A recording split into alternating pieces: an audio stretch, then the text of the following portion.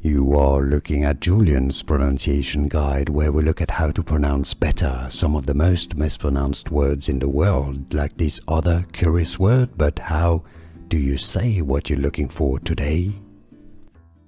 Let's learn how to pronounce this name correctly once and for all, and there are different pronunciations indeed depending on the language. Okay, so generally in Norse languages like Norwegian, Icelandic, Swedish, Danish, it's pronounced as Jotun, Jotun with the J pronounced like a Y.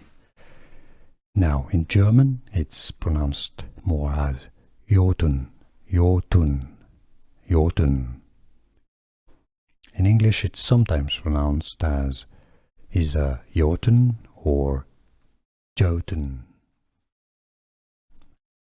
Let's learn how to pronounce this name correctly once and for all, and there are different pronunciations indeed depending on the language. Okay, so generally in Norse languages like Norwegian, Icelandic, Swedish, Danish, it's pronounced as Jotun, Jotun with the J pronounced like a Y. Now in German it's pronounced more as Jotun, Jotun, Jotun. In English it's sometimes pronounced as either Jotun or Jotun.